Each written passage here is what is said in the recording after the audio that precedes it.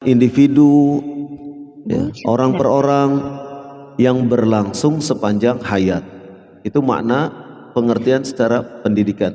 Jadi segala sesuatu yang itu merupakan perkara yang baik, ya, baik secara syariat tentunya. Segala sesuatu yang baik, ya, itu bisa yang kemudian berpengaruh kepada perkembangan seseorang. Orang itu kemudian menjadi lebih baik perilakunya, orang itu kemudian bisa menjadi lebih baik tutur katanya. Itu bahagian dari pendidikan. Kemudian pendidikan itu berlangsung sejak usia dini hingga akhir hayat. Itu pendidikan, ya. Minal mahdi ilal lahdi, dari mulai anak itu lahir sampai kemudian masuk ke liang lahat, ya. Kemudian berlangsung bagi siapapun. Pendidikan itu untuk semua orang, kapanpun, ya, kapan saja pendidikan itu bisa dilaksanakan dan dimanapun, ya, di lingkungan keluarga, rumah, sekolah, lingkungan masyarakat, pendidikan itu bisa berlangsung. Nah, jadi misalnya kita melihat konsep pendidikan dulu di Damat, Syekh Mukbil bin Hadi Al-Wadi'i rahimahullah melakukan proses pendidikan di mana dan kapanpun, dimanapun dan kapanpun. Dimanapun artinya di tempat manapun. Pendidikan tidak terbatas hanya di ruang kelas, ya. Maka di Damat itu orang belajar bisa di wadi, di lembah, bisa di bawah pohon sider, ya kan, bisa di atap masjid, ya, bisa dimanapun, ya. Ya, kalau melihat konsep pendidikan Syekh seperti itu, ya, kita bisa bayangkan kalau semuanya di kelas, berapa puluh kelas harus disiapkan. Tetapi karena pendidikan itu bisa dilakukan dimanapun, ya, sehingga lebih efisien, ya. Jadi tidak perlu membangun ruang kelas yang sedemikian banyak. Nah, itu terkait dengan pendidikan. Jadi pendidikan secara umum bisa seperti itu. Tapi ketika kita berbicara pendidikan secara khusus nih, ya, ruang kelas itu keharusan. Kenapa? Karena pendidikan secara khusus kita akan terkait dengan lembaga pemerintahan, ya. Kalau urusan agama ya Kementerian Agama misalnya. Nah di dalam urusan seperti ini, ya, ruangan kelas khusus ada. Seperti misalnya proses muadalah dari Jamiah Islamiyah misalnya di Madinah, orangnya datang ke sini meninjau, itu harus terpisah. Ruang kelas mana, ya, ruang kelas sendiri, kemudian ruang sakan sendiri. Nah kalau kita kan ruang sakan sekaligus bisa jadi kelas. Nah kalau untuk proses muadalah itu harus terpisah, ya, sakan tempat tidur santri, ruang kelas, ya. Kantor ada sendiri, ya, ruang TU dan seterusnya, lengkap lah sebagaimana, ya, ketentuan. Nah itu pendidikan yang secara khusus dari segi sarana prasarana sudah di kapling, ya. Mana ruang kepala sekolah, mana ruang guru, mana ruang maktabah, mana ruang kesehatan dan seterusnya. Mana ruang sakan, berapa ruangan, dan kemudian ruang kelas untuk belajar, itu sudah dikapling secara tersendiri. Nah itu kalau pendidikan secara khusus nanti akan mengerucut, ya, memfokus ke arah seperti itu. Tetapi kalau pendidikan secara umum, ya, yang namanya proses, ya, belajar itu bisa di mana saja, ya. Bisa di luar, bisa sambil makan, mungkin bagi satu keluarga sambil makan bisa proses mengkaji itu mungkin ada, ya, mungkin tanya jawab, sebelum menyuap nasi ditanya dulu hadits man misalkan, mahallu, apa kedudukannya hadis ini, ya, dan seterusnya. Itu mungkin bisa saja proses seperti itu, ya, berlangsung. Itu proses pendidikan juga, yang seperti itu disebut proses pendidikan. Tetapi tidak secara khusus. Kemudian pendidikan dalam arti sempit, pendidikan identik dengan persekolahan, lembaga, ya, dengan lembaga. Jadi berlangsung di sebuah lembaga, ada ruangan-ruangan tertentu yang digunakan untuk belajar, ya, untuk belajar. Ada ruangan-ruangan tertentu untuk belajar bahasa. Mungkin sekarang ada laboratorium bahasa, ya. Jadi kedepannya seperti ruangan laboratorium bahasa bagi kita sangat penting sekali. Kenapa? Karena dengan hadirnya teknologi seperti medsos, ya, teknologi yang seperti sekarang ini, kemungkinan santri-santri kita untuk belajar lintas negara itu kemungkinan sangat besar terjadi. Sekarang saja, ya, mulai 2 tahun terakhir ini sudah banyak orang, sudah banyak dari kalangan salafiyin yang belajar lintas negara. Ya. Dengan cara apa? Belajar online. Dengan Universitas Madinah membuka juga kelas online, ya, meskipun berbayar, ada yang berbayar, ada yang dapat beasiswa. Atau di universitas yang lainnya, yang di Riyadh misalnya, ada juga kelas online, ya. Cuma masalahnya di sana kan dosennya mengajar malam, ya, jam 8, jam 9. Jadi di sini mahasiswanya harus mengikuti pelajaran jam 1, jam 2, ya. Jadi melek malam begitu. Nah itu. Dan itu banyak yang sudah mengikuti, ya, dari kalangan salafiyin banyak yang sudah ikut kelas online gitu. Artinya untuk melakukan proses pembelajaran itu sangat terbuka sekali sekarang ini, ya. Dengan apa? Mungkin mahasiswanya ada di Indonesia, mahasiswanya ada di negara yang bersangkutan, tetapi, ya, bisa diadakan perkuliahan secara Zoom, ya, secara Zoom begitu. Nah, itu sekarang ini sedang trending, ya, sekarang sedang trending. Nah, maksud saya kaitannya dengan laboratorium bahasa itu adalah di mana tempat atau laboratorium itu untuk membiasakan para santri kita mendengar, ya, orang berbicara bahasa asing. Walaupun di dalam kurikulum pondok itu ada bahasa Arab, tetapi, ya, yang namanya pendengaran itu harus beradaptasi, ya. Misalnya di dalam pelajaran bahasa Arab orang bisa nilainya 9, tapi ketika praktek, ya, dengan orang asli Arabnya misalnya kadang-kadang berbeda, ya, berbeda begitu. Nah, kenapa? Itu dipengaruhi dengan lahjah, logat, dipengaruhi dengan kebiasaan mengucapkan, ya. Kan tidak semua orang mengucapkan bahasa fushah, bahasa yang baik misalnya. Kan ada juga kalimat-kalimat yang kadang-kadang kita tidak bisa difahami. Nah, itulah pentingnya laboratorium bahasa untuk membiasakan, ya, para santri kita mendengar suara berbahasa Arab. Dalam hal ini membiasakan pelajaran-pelajaran dari masyayikh, ya, misalkan saja, ya, ada rekaman pelajaran Syekh Muhammad bin Shalih Al-Utsaimin bisa diputar di lab bahasa.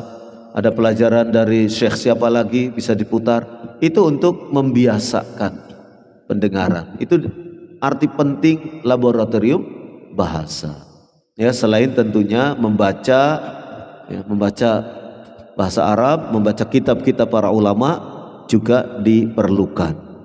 Nah, ini terkait dengan pendidikan yang sifatnya dalam pengertian yang lebih sempit, ya, identik dengan pembelajaran di satu ruang, pembelajaran di satu tempat, di satu lembaga yang di situ diajarkan materi-materi yang sudah terkurikulum, materi-materi yang sudah tersilabuskan, sehingga ya tidak ada lagi kemungkinan target-target di luar dari yang sudah dicantumkan. Kemudian dilakukan dengan kegiatan terprogram dan terencana serta bersifat formal. Ya, terprogram artinya kurikulumnya ada, target waktunya jelas, sekian bulan harus nanti ada ujian, satu semester biasanya ada ujian misalnya, itu program. Ya, pembelajaran berapa kali, ya, materinya apa, kitab yang jadi muqarrar pegangan santri itu apa, itu kalau terprogram sudah ada semua, ya, sudah ada semua. Dari mulai kitabnya untuk pegang santri, muqarrarnya apa, sudah ada. Kemudian kitab ini tamat, ataupun misalnya untuk satu semester ini hanya setengah bagian saja kitab ini selesai, satu setengah bagiannya nanti semester depannya misalnya, itu ada targetnya, terprogram. Kemudian siapa yang mengajar, ada. Kemudian nanti ujiannya bagaimana, itu sudah ada. Ujiannya apa, ujian akhir semester atau ada ujian tengah semester, itu diprogram juga, ya. Nah, itu yang dimaksud dengan terprogram. Kemudian terencana, ya, terencana tujuannya apa, diberikan materi ini, kemudian ya nanti outputnya seperti apa, itu semua ada perencanaannya. Kemudian kalau nanti kosong bagaimana, semua ada perencanaan. Kemudian bersifat formal. Nah, pendidikan yang lebih cenderung, ya, dalam pengertian identik sekolah, ini sifatnya formal. Dia bisa mengeluarkan ijazah, ya, dia bisa ijazahnya itu berlaku untuk ke pendidikan yang lebih tinggi misalkan, ya, formal, resmi. Dalam pengertian formal itu resmi, ya, diuji, nanti ada ujian negaranya misalnya, dan seterusnya. Jadi santri keluar, lulus, dia dapat ijazah misal. Itu diantara pendidikan yang dalam arti sempit, gitu. Nah, pendidikan yang dalam arti sempit ini, nanti lembaga pendidikan misalnya pondok pesantren akan membuat ataupun mengajukan perizinan yang disebut kalau pesantren ya IJOP, ya, izin operasional, ya. Terus nanti setelah itu, ya, ada ketentuan-ketentuan lainnya, ya. Kemudian tujuannya pendidikan yang bersifat umum ataupun yang bersifat sempit ini, tujuannya mengembangkan kepribadian, mengembangkan jasmani, ya, mental, moral, ya, dari masing-masing peserta didik. Mentalnya seperti apa, moralnya, adabnya, akhlaknya, akidahnya seperti apa, itu semua nanti terkait dengan materi yang diberikan. Kalau pondok-pondok pesantren yang selain daripada misalnya salaf, ya mungkin dia akan membuat materi-materi yang sesuai dengan tujuannya, ya, misalnya peserta didik di kader menjadi seorang yang begini dan begitu, ya itu bisa saja itu terjadi. Tetapi bagi kita yang salafin, tentu peserta didik di kader untuk menjadi manusia yang bertauhid, ya, yang memberantas kesyirikan, manusia yang senantiasa mengagungkan sunnah Rasul Sallallahu Alaihi Wasallam dan, ya, menepis perbuatan-perbuatan bid'ah, ya, tentu tujuan-tujuan itu ada di dalam lembaga pendidikan yang dikelola oleh salafiyin. Sehingga dengan tujuan-tujuan itu, ketika materi-materi itu diberikan kepada peserta didik, ya, peserta didik akan terbentuk kepribadiannya. Kepribadiannya terbentuk menjadi apa? Menjadi seorang salafi, gitu. Ya, cara berpikir salafi, dalam beragama dia konsep cara berpikirnya adalah cara berpikir yang sesuai diajarkan di dalam manhaj salaf. Nah itu outputnya seperti itu, ya, outputnya seperti itu. Tapi apakah kemudian bisa berhasil? Ya bisa berhasil, bisa tidak. Kan tergantung individunya, tergantung anaknya. Ada yang sudah sekian lama di pondok salaf gitu kan, setelah keluar ya qadarullah, ya kan, qadarullah, ternyata tidak sesuai dengan harapan, tidak sesuai dengan harapan, begitu. Jadi itu tergantung daripada, ya tidak lepas dari hidayah Allah Subhanahu wa taala, ya. Maka kita banyak memohon, ya, para asatidzah, para ustadz yang mengajar harus banyak mendoakan para muridnya, ya, untuk, ya, menjadikan mereka manusia-manusia yang bertakwa kepada Allah Subhanahu wa taala. Kemudian tujuan lainnya tuntutan sosial, ya, menjadi warga negara yang baik, ya, dan terpelajar, punya adab, punya akhlak, akidah yang sahihah, ya, manhajnya lurus dan seterusnya, ya. Jadi dengan seorang anak itu mengikuti pendidikan sehingga ia tersibghah, tercelup, terwarnai dengan apa yang diajarkan di dalam lembaga pendidikan tersebut. Kemudian, ya, kebutuhan untuk mendapatkan keterampilan, ya, bisa pendidikan itu diarahkan ke seperti itu. Jadi bisa saja sebuah pondok, ya, mengajari para santrinya entrepreneur, bisa, ya, selain diajari ilmu-ilmu agama, selain diajari tentang materi-materi pembelajaran, bisa saja pondok mengajarkan praktek langsung entrepreneur, berwirausaha, ya. Nanti acara akhir semester sebelum pembagian rapot diadakan misalnya bazar, ya kan? Boleh saja pondok mengadakan bazar di sini, ya. Yang beli santri, yang jualan ustadznya, gitu. Biar keuntungannya untuk ustadz. Ya, kan begitu. Jadi itu kan untuk mengajari santri, ya. Misalnya santri, kamu mau bikin apa, mau buat apa, nanti dijual. Nih di bazar. Artinya santri itu diberi pendidikan meskipun tidak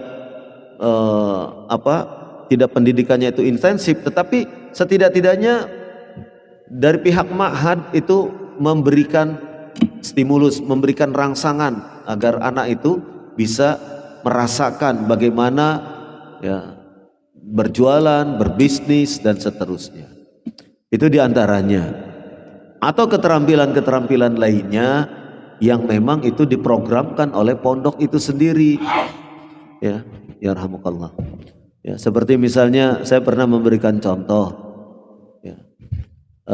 Misalkan di pondok itu ada seorang pedagang, ya, misalkan pedagang apa? Pedagang sate ayam misalnya. Apakah berdagang sate ayam atau cara memproses pembuatan sate ayam itu diajarkan kepada para santri? Bisa saja, bisa itu diajarkan, ya. Untuk apa? Ya namanya santri bisa saja ketika ia punya bakat, ketika ia punya motivasi untuk kemudian berjualan sate, bisa saja namanya orang cari rezeki misalkan. Atau misalnya ada dari kalangan pondok yang ia berjualan nasi goreng kalau malam misalnya, bisa saja dipanggil, ya, untuk melatih para santri membuat nasi goreng, kan bisa.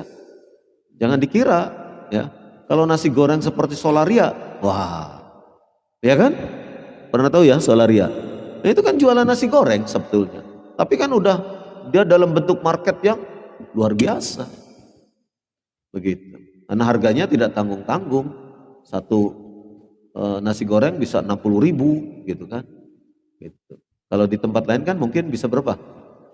10.000. Di Solaria bisa 6 kali lipat, begitu. Nah, tapi tetap pembelinya ya ngantri juga, begitu. Karena kan segmen pembeli itu kan macam-macam. ya. Kalau segmen pembelinya yang misalnya ingin kelas lebih murah ya tentu ada, tapi yang segmen pembelinya orang-orang yang memang ya suka buang-buang uang gitu, untuk 60.000 itu ya mudah saja, ya kan? Dia ngelap keringat aja pakai uang ratusan ribu kok. Misalnya seperti itu, ya artinya buang-buang uang. Ya, orang bingung gitu, bingung menyalurkan uang. Ya, jadi seperti itu. Kondisi pondok itu bisa saja melakukan kegiatan-kegiatan seperti itu, sekaligus itu sebagai refreshing untuk para santri, tapi refreshing yang bermanfaat.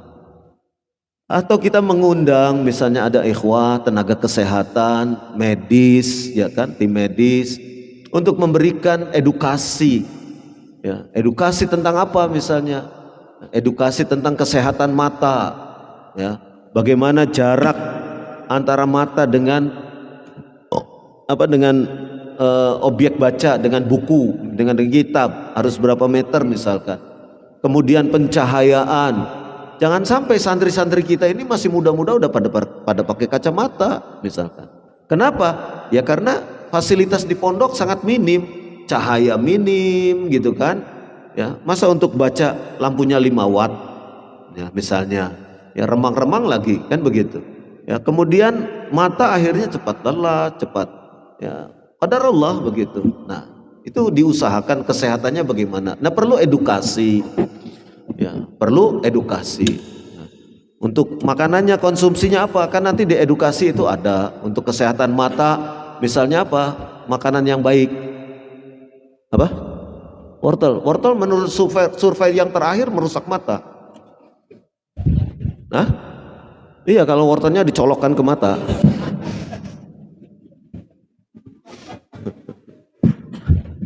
Jadi misalnya tentang wortel ya, nanti kan dari ahli gizi ataupun dokter itu sendiri menjelaskan apa potensi wortel itu untuk kesehatan mata misalkan. Nah, dari situlah edukasi sehingga orang kemudian senang makan wortel, senang dengan jus wortel. Ya. Kan dari hasil edukasi itu, ya, sehingga santri-santri itu senang. Ya. Saya pernah di satu pondok dapat surat dari salah satu santri ketika tanya jawab dengan pernyataan santri di sini 90% tidak suka terong. Wah, kan hebat ini pernyataannya. Padahal terong itu kan sayuran yang tentu ada manfaatnya untuk tubuh gitu. Nah, ketika para santri itu tidak suka dengan terong, apa sebabnya? Nah, ini perlu ada edukasi lagi, ada penjelasan lagi, terong itu seperti apa dan seterusnya. Ya, jangan sampai kemudian pola makan santri itu buruk. Sekarang ini penyakit-penyakit yang ada itu karena apa? Ya, pola hidup. Pola hidup itu meliputi apa? Pola makan. Ya. Kemudian pola aktivitas. Makannya buruk. Ya, makan selalu yang mengandung MSG, ya, ciki terus, ya kan, generasi ciki, ya kan, kan anak-anak generasi Gen Z ini kan senangnya yang seperti itu, yang sifatnya apa, instan, ya, makanan-makanan instan, ya, seperti apa misalnya, sosis, ya, seperti itulah kurang lebih, ya. Gitu. Nah, yang sukanya seperti itu. Nah, sementara sayuran apa yang justru harganya lebih murah dan bahkan bisa menyehatkan kepada tubuh, ya biiznillah, ternyata ditinggalkan oleh anak-anak Gen Z sekarang. Jarang sekali anak Gen Z ini bersentuhan dengan sayuran. Ya. Mereka kalau disuguhi dengan sayur daun kelor, oh langsung nyengir, gitu. Padahal daun kelor ini masya Allah manfaat untuk tubuh sangat luar biasa, ya. Nah, seperti itu. Ya, jadi hal-hal yang seperti itu termasuk pola makan. Ya. Pola makannya kurang variatif, ya itu terus. Ya. Kalau tidak sampel ayam ya paling sosis, ganti lagi, terus bolak-balik itu saja. Ya. Pola makannya tidak variatif. Ya. Kurang menyentuh buah-buahan. Ya disentuh sih disentuh, tapi tidak dimakan. Itu. Ya. Itu juga menjadi pola makannya buruk akhirnya. Dan itu berpengaruh kepada tubuh. Ya, berpengaruh kepada tubuh. Diajak jalan naik gunung, baru seperempat gunung sudah ya, mundur semangatnya. Pulang aja capek gitu kan. Nah, jadi akhirnya dengan kondisi tubuh yang seperti itu, ya bagaimana kita harapkan menjadi apa? Menjadi kader-kader dakwah yang nanti dakwahnya misalnya ke pelosok sana, pelosok sini. Ya, Papua aja perlu berapa dai itu, ya. Di Papua. Di sana lawannya apa? Ya, minyak ini nyamuk malaria gitu. Kan nyamuk malaria Papua itu luar biasa. Ya. Sekali kena itu kadang-kadang kambuh lagi, kadang-kadang kambuh lagi. Nauzubillah. Nah, jadi pola makan, pola gerak, pola aktivitas. Nah, anak-anak generasi Gen Z sekarang kan cenderung apa? Mager. Ya kan? Malas gerak. Karena di depannya HP terus. Nah, males untuk gerak itu. Ayo olahraga, senam. Enggak. Lihat HP aja. Nah, akhirnya dari pola hidup yang seperti itu ya mudah sekali sangat sangat mudah sekali ya ba'dallah semuanya. Mudah sekali penyakit-penyakit itu masuk. Ya, karena apa? Ya itu tadi. Apalagi dengan ya tidak ngerti masalah bekam, masalah menjaga kesehatan dan seterusnya. Intinya akhirnya dengan pola hidup yang seperti itu, pola hidup yang buruk itu berefek kepada kesehatan tubuh. Nah, pihak pondok bisa bekerja sama. Misalnya ada ikhwah yang dokter, ada ikhwah yang perawat, diajak untuk ta'awun di pondok. Ayo bantu nih para santri biar mereka ini teredukasi tentang kesehatan. Ya. Coba jelaskan, teredukasi untuk misalnya di kelas banat, di kelas akhwat, ya, di kelas umahat misalnya. Ya. Kadang-kadang kan begitu, hal yang sepele saja. Ana pernah di satu pondok, pembahasannya apa ini sekarang? Untuk masalah kesehatan, pembahasannya masalah kutu. Nah, kutu itu dibahas. Iya, karena anak-anak banat ini banyak ternaknya. Gitu. Iya, sekali ada yang di situ kepalanya banyak kutu, nular semua ke yang lain. Dan ini merusak ya, kesehatan kulit kepala jadi tidak baik. Ya. Dengan ada kutu. Yang kita perlukan tuh kutu buku. Ya, di pondok ini. Bukan kutu yang ada di atas kepala gitu. Nah, jadi edukasi bagaimana memelihara, merawat rambut dan kulit kepala. Ya, bagi wanita rambut adalah mahkota, kan begitu? Ya, gitu. Kalau rambutnya bagus, sehat, ya kalah iklan sunsilk itu kalah. Ya. Nah, oleh karena itu perlu diedukasi. Bagaimana caranya mencegah kutu itu agar tidak berkembang biak, ya, karena nggak bisa dijual kutu banyak juga, gitu kan. Nah, jadi merugikan kesehatan. Nah, itu ada edukasinya yang seperti itu, ya, diberikan untuk banat, nanti diberikan bagaimana memasak, bagaimana menjahit dan seterusnya bisa diberikan. Nah, edukasi seperti itu bisa diberikan di pondok-pondok kita. Untuk apa? Ya selain untuk selingan, ya kan, supaya santri tidak jenuh, diselenggarakan malam Jumat karena besoknya libur misalnya Jumat, atau diselenggarakan pada hari Jumat dan seterusnya. Tetapi setidaknya itu untuk manfaat ke depannya. Ya, setidak-tidaknya untuk diri pribadi santri itu sendiri. Dengan teredukasi dia akan bisa merawat dirinya, merawat kesehatan dirinya, merawat kebersihan dirinya dan seterusnya. Banyak hal-hal yang sepele yang ketika kita ketahui ternyata santri atau santriwati itu belum bisa mengerjakannya. Ya, contoh misalnya, saya pernah minta coba para santri itu dilatih bagaimana sih cara menyetrika yang baik, ya. Bagaimana sih cara melipat pakaian yang baik, ya. Bagaimana sih sehingga berpenampilan baik misalnya, ya. Dan seterusnya. Bagaimana cara menyimpan baju yang sudah disetrika itu dengan cara yang baik. Kan ini terkait nanti dengan ibadah, ya kan? Terkait dengan ibadah. Untuk sholat, untuk menunaikan sholat ke masjid misalnya, kan pakaiannya harus, tidak perlu harus baru, tapi harus yang rapi, ya. Masa pakaian sudah baunya 7 rupa dipakai ke masjid juga, ya. Ini sebuah sikap yang tidak menunjukkan kalau dia seorang muslim yang memperhatikan tentang kebersihan. Para ulama itu memperhatikan tentang masalah kebersihan. Coba dalam bab fikih, bab pertama apa, masalah apa? Toharo. Itu menunjukkan komitmen para ulama tentang masalah kebersihan. Itu saja sudah, spirit itu harus kita ambil, spirit itu harus kita pegang teguh. Spirit para ulama tentang masalah kebersihan itu harus kita pegang, gitu. Nah, itu salah satu contoh. Nah, perlu edukasi sehingga para santri itu bisa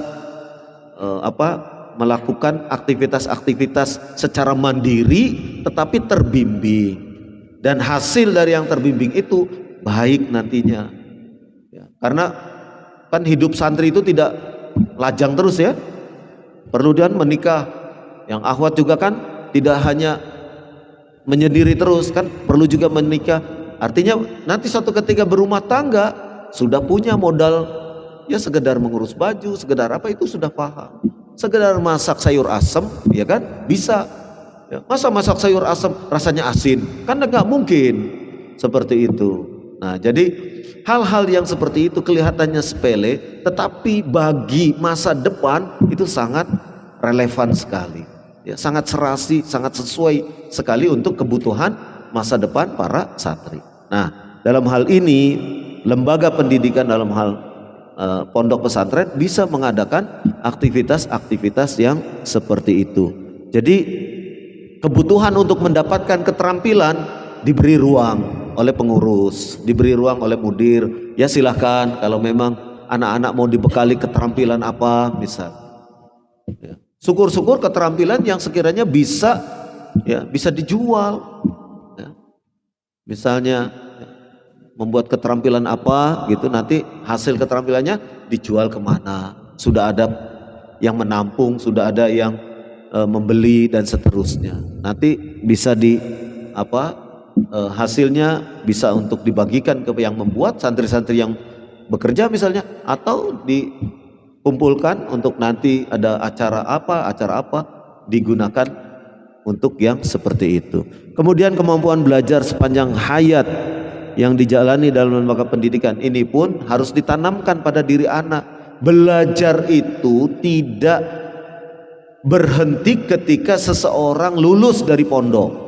Wah, saya sudah lulus dari pondok berarti bebas merdeka, nggak belajar lagi. Tidak, ya. Tanamkan bahwasannya menuntut ilmu itu sampai mati.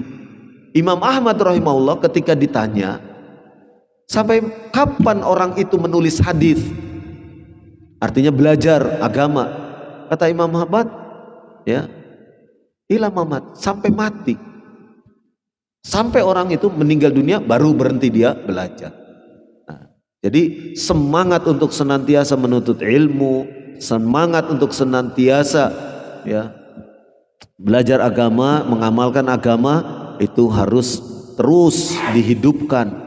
Meskipun santri itu sudah lulus dari pondoknya, dari pesantrennya, ya, jadi tetap, ya, kita sebagai istilahnya yang membidangi masalah pendidikan ini, ya, terus memberikan edukasi. Jangan sampai seseorang itu berhenti untuk belajar, ya, jangan sampai seseorang itu berhenti untuk belajar.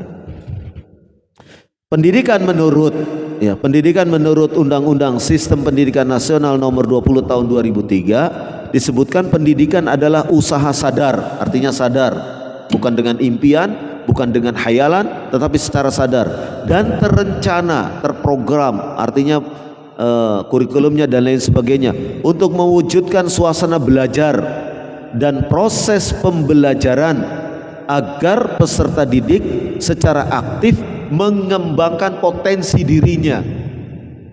Potensi dirinya apa? Potensi diri kita dalam hal agama jelas sangat membutuhkan sekali. Potensi diri keterampilan, mungkin setiap orang punya bakat dan minat yang berbeda-beda. Ada yang senang keterampilannya mungkin masak, ada yang senang keterampilannya mungkin membuat mebel, ada yang orang senang keterampilannya mungkin menjahit dan seterusnya. Macam-macam orang masing-masing punya minat, bakat di dalam masalah keterampilan. Itu tergantung potensinya masing-masing, ya. Untuk memiliki kekuatan spiritual keagamaan, ya, itu tujuan pendidikan.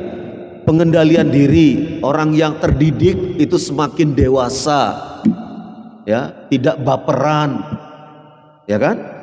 Orang yang terdidik itu kan akalnya itu berkembang, ya, orang diisi ilmu itu tingkat kedewasaannya akan berkembang, ya, tidak kemudian sedikit-sedikit, ya, patah arang, hilang semangat, loyo misalnya, tetapi pengendalian dirinya secara bertahap dibangun di dalam dunia pendidikan itu sehingga pengendalian dirinya bisa mantap, begitu. Kemudian kecerdasannya dalam pendidikan itu akan terasah, ya, akan terasa. Bagaimana tidak terasa kecerdasannya? Setiap hari membaca kitab, setiap hari membaca buku, kan terasa terus. Setiap hari murojaah, hafalan Al-Quran, hadis, terasa terus, ya. Kemudian akhlak mulia, ya, setiap hari dipantau. Kalau misalnya melakukan kesalahan kemudian dinasehati, kembali lagi ke jalur yang benar sehingga akhlaknya tetap terjaga, ya. Itu yang diinginkan dari pendidikan, serta keterampilan yang diperlukan dirinya, ya, keterampilan yang diperlukan dirinya seperti tadi sudah saya jelaskan, ya, masyarakat, bangsa dan negara. Itu definisi pendidikan berdasar Undang-Undang Sistem Pendidikan Nasional Nomor 20 Tahun 2003. Sedangkan pendidikan berdasarkan pendekatan sistem memandang bahwasanya pendidikan dalam suatu totalitas yang terjadi dari komponen-komponen yang satu sama lain tidak dapat dipisahkan, berhubungan secara fungsional dalam rangka mencapai tujuan. Jadi komponen-komponen pendidikan itu tidak bisa dipecah-pecah sendiri-sendiri, tidak bisa, ya. Komponen pendidikan sarana prasarana ya tetap ada kaitannya dengan wali santri. Bisa beli sarana itu karena ada bantuan dari para wali santri, dari para muhsinin, ya, kecuali misalnya, ya, mudirnya ini memang orang kaya raya, ya, semua bisa difasilitasi oleh mudirnya misalnya, kecuali itu, ya. Tapi tetap yang namanya pesantren itu tetap milik bersama. Artinya apa? Ya, segala sesuatu ada ta'awun, segala sesuatu ada kolaborasi, ada saling menolong satu dengan lainnya. Nah, itu jadi antar komponen wali murid, komponen sarana prasarana, komponen santrinya itu sendiri, komponen SDM pengajarnya satu dengan lainnya saling terikat. Tidak bisa, oh sudah saya mau mendirikan pesantren saya sendiri saja, tidak bisa. Oh, pesantren nggak ada santrinya masa? Kan tetap harus ada santrinya. Artinya apa? Ia terikat, membutuhkan santri.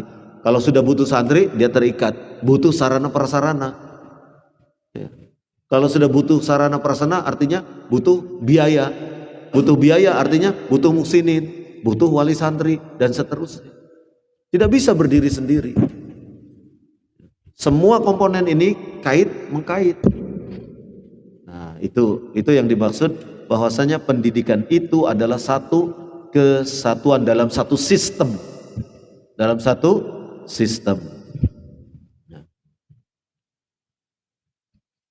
Insya Allah ini tadi sudah dijelaskan ya. Jadi komponen pendidikan ya, terkait dengan pendidiknya, peserta didiknya dan yang lain-lainnya. Kemudian fasilitas pendidikan adalah segala sarana prasarana yang mendukung kelancaran, efektivitas proses pembelajaran, proses belajar mengajar baik secara langsung maupun tidak langsung. Jadi segala sarana prasarana yang mendukung kelancaran dan efektivitas proses belajar mengajar itu namanya fasilitas pendidikan. Seperti yang tadi saya ceritakan, pendidikan melalui online tentu ada fasilitasnya. Apa fasilitasnya?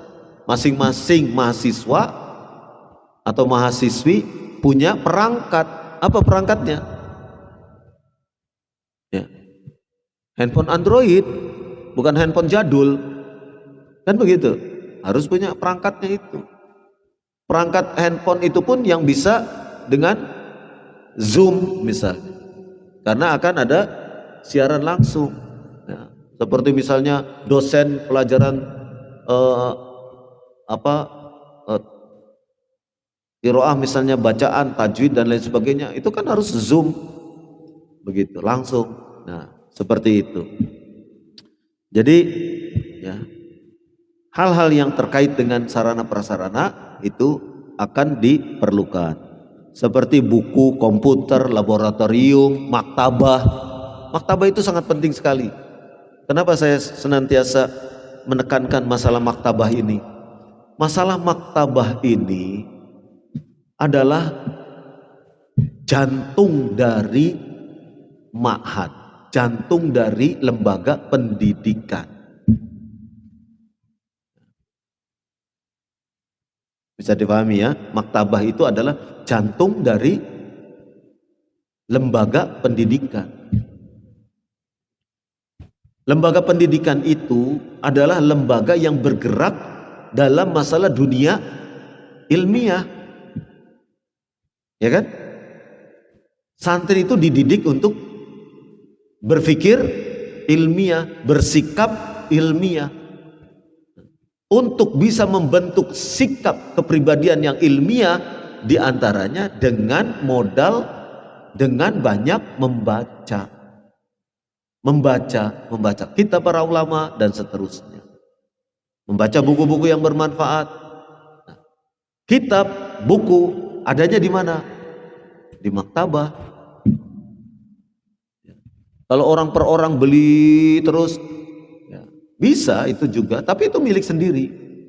Tapi tidak bisa kemudian orang lain ingin menggunakan, ya misalnya asatidah mau menggunakan, para santri ingin menggunakan ya, untuk menulis, untuk membaca dan seterusnya, untuk bahan mengajar misalnya, tidak bisa karena itu kitab-kitab itu milik pribadi. Tapi kalau ada maktabah itu bisa dijadikan sebagai media, arena untuk ya, melakukan untuk dijadikan sebagai media yang bermanfaat bagi pengembangan tradisi ilmiahnya itu. Nah, sekarang ini di pondok-pondok anggaran terbesar pondok itu masih urusan apa? Hah? Bangunan? Iya. Bangunan apa? Masih urusan konsumsi. Ya kan? Kan begitu ya? Konsumsi itu yang terbesar. Dalam anggaran bulanan itu, konsumsi itu terbesar. Nah, kita harus bisa, selain konsumsi harus ada yang lain. Ya, kalau kita punya kekuatan dana, ya, adakan untuk maktabah. Wah, ini maktabah ini biayanya besar, ya, didonasi. Misalnya, donasi pembangunan maktabah, donasi pengadaan kitab-kitab untuk maktabah. Bagi yang sudah ada gedungnya, tinggal penyediaan kitab-kitabnya. Siapa yang mau mendonasi kitab Sahih Muslim harga 750.000 misalnya. Siapa yang mau mendonasi kitab Sahih Bukhari atau misalnya syarah Sahih Bukhari harga sekian sekian sekian sekian, kan bisa didonasi. Dan banyak kaum muslimin yang semangat untuk mendonasikan kitab. Jangan sampai kita lembaga pendidikan yang itu adalah lembaga ilmiah, tetapi untuk ya, sarana-sarana yang sifatnya ilmiah sangat minim sekali, sangat minim sekali. Bila perlu maktabah itu dibuat yang leg sekalian, ya, rak kitabnya, kitab-kitabnya, bangunannya, ruangannya ber-AC, ya kan? Lantainya di karpet semua, ya, biar nanti kalau baca ngantuk tinggal geletak gitu aja. Tapi tidak demikian. Orang-orang yang masuk maktabah biasanya orang-orang yang betul-betul ihtimam terhadap karya-karya ilmiah itu.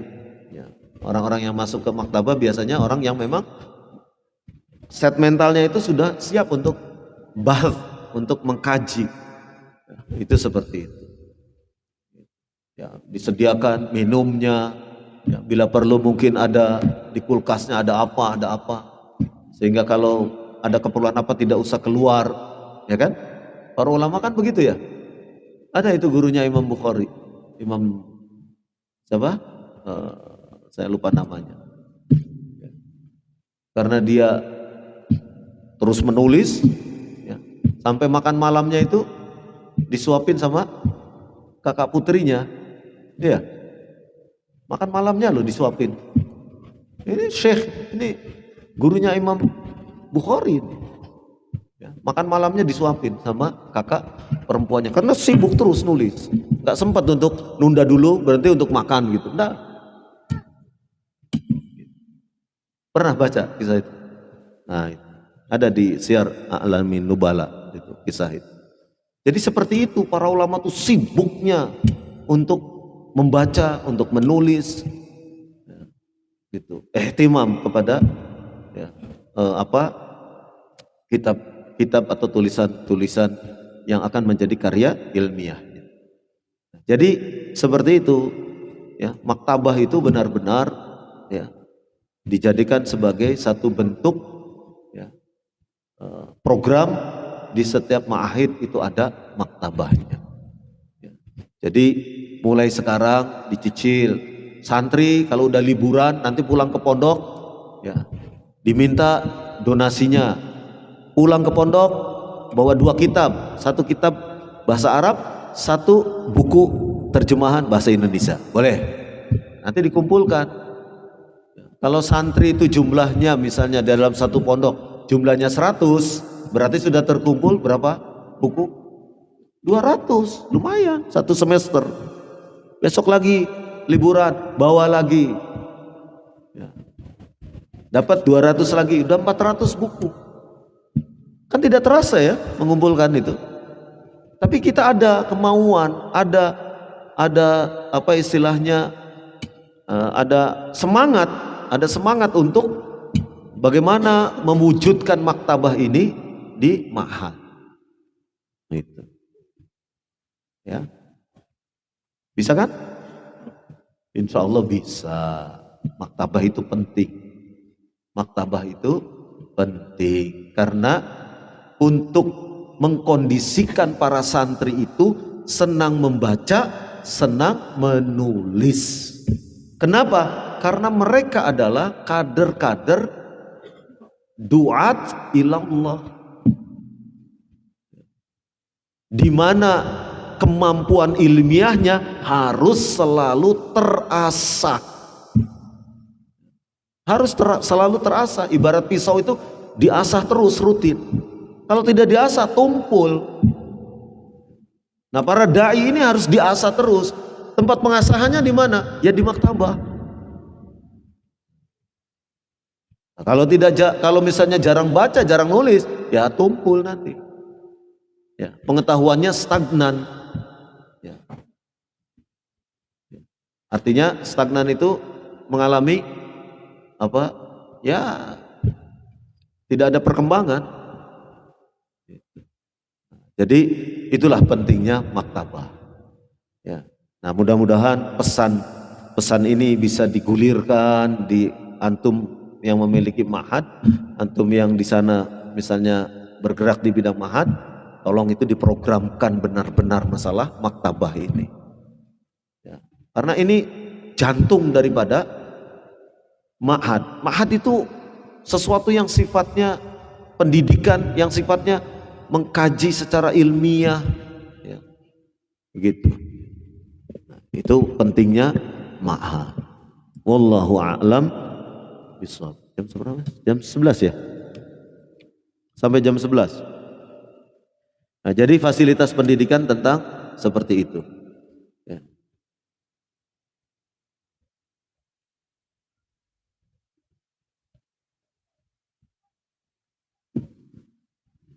Ustadz dengan santri laki-laki, ustadzah dengan santriwati, ya. Hubungan yang timbal balik, interaksi, atau elemen edukatif lainnya, misalnya pengurus pondok, pengurus yayasan, atau yang lainnya, yang sengaja dan terencana untuk mencapai tujuan bersama, yaitu tadi interaksi, ya, seperti tujuan ingin mengedukasi kesehatan, ya cari ikhwan-ikhwan yang dokter, cari akhwat yang mengerti kesehatan, ya. Jadi misalnya satu contoh saja ya, satu contoh hubungan antara kesehatan dengan bab toharoh, ya. Jadi santri-santri kita yang sudah berusia 12 tahun, 13 tahun perlu diedukasi tentang ihtilam, ya kan? Masalah ihtilam kan tidak hanya pembahasan fikih saja, ya. Tetapi ada proses fisiologis di situ. Ihtilam itu terkait dengan apa? Nanti sperma, ya kan? Ya. Jadi jangan sampai santri mimpi basah, bangun tidur celananya basah, tapi dia tidak tahu kalau itu sperma. Paham? Nah, siapa yang menjelaskan ini? Yang mengerti kesehatan, dokter misalnya menjelaskan ini. Artinya apa? Kalau sudah mimpi basah, ya mimpi basah itu bukan berarti mimpi di luar sana di tenda terus kehujanan terus basah. Mimpi basah maksudnya ihtilam. Nah, ketika sudah ihtilam dia faham, oh ini baunya ini bau sperma, berarti saya sudah balik. Kalau sudah balik dia harus mengerti hukum-hukumnya kan, termasuk diantaranya bagaimana tata cara mandi janabahnya. Nah itu nanti urusan ustadz untuk masalah mandinya, untuk masalah toharohnya, ustadz itu yang menjelaskan. Tapi untuk masalah hal yang sifatnya ya, terkait dengan masalah ya,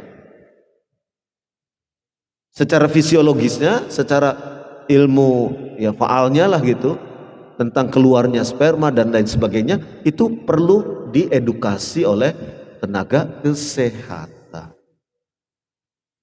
Begitu. Ya para ulama juga ada menjelaskan baunya begini, tapi kan mungkin dari sisi kesehatan akan lebih lengkap. Ya. Kenapa sperma itu bisa keluar misal?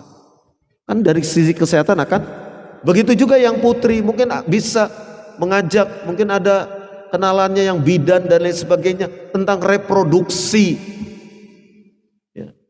Wanita dijelaskan kenapa terjadi haid itu, kan ada penjelasannya.